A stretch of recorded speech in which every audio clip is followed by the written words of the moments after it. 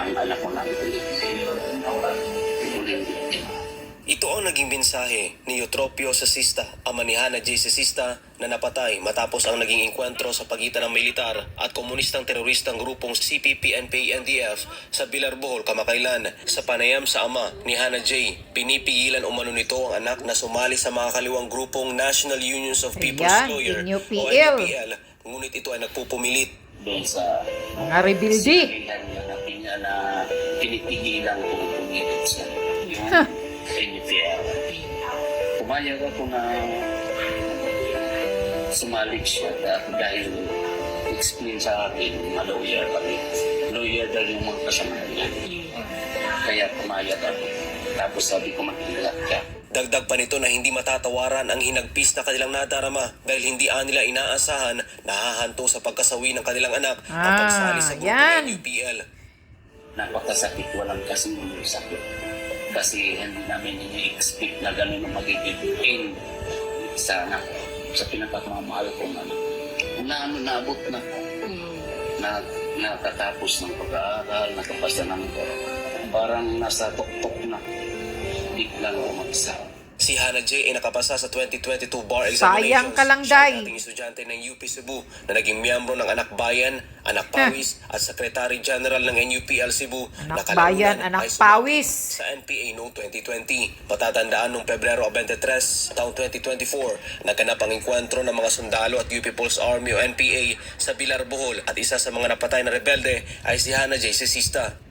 Samantala, maring kinundi na ng National Task Force to End Local Communist Armed Conflict or NTF-ELCAC ang naging pahayag ng NUPL na pinahirapan umano ng mga sundalo ang mga napatay na NPA. Sinabi pa ni NTF-ELCAC Executive Director Undersecretary Ernesto Torres Jr. na nangyaring enkwentro sa Bilar, Bohol ay lehitimo. Hamon ngayon ng NTF-ELCAC sa komunistang grupong NUPL na sagutin ang tanong kung bakit isa sa kanilang kasamahan ay miyembro ng NPA at kung bakit nasa pinangyarihan na enkwentro ang kanilang kasamahan na isang abogado. Para sa Diyos sa Pilipinas, kung mahal, Almar Forsuel. Yan.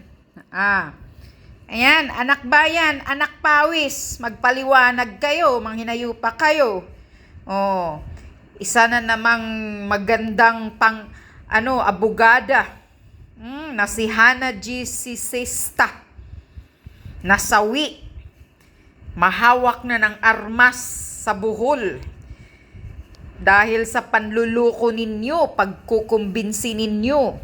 Ayan. Managot kayo. Dapat managot dito ang anak bayan at anak pawis. Mga terorista talaga kayong mga hinayupa kayo. Oh. Anong masasagot niyo dito kay Hannah J? Na ayan, nasawi.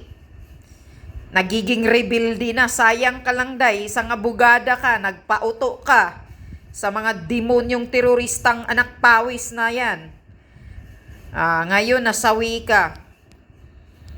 Talagang mga magaling talaga itong mga teroristang NPA na to eh. Mga walang hiya kayo, sinasayang mo lang ang mo. Kinabukasan mo, sumali kayo dyan. Kaya kayo, mga kabataan, NUPL, National Union of People's, Lawyer, ang hantungan pala, nasa bundok, hahawak ng armas. Walang hiya kayo, nililin lang ninyo ang mga kabataang estudyante na may mga pangarap sa buhay. Kaya maganda talaga itong NTF-ELCAC ngayon. Sige, sumali pa kayo sa mga rebelde na to. Yan ang kinahahantungan ninyo.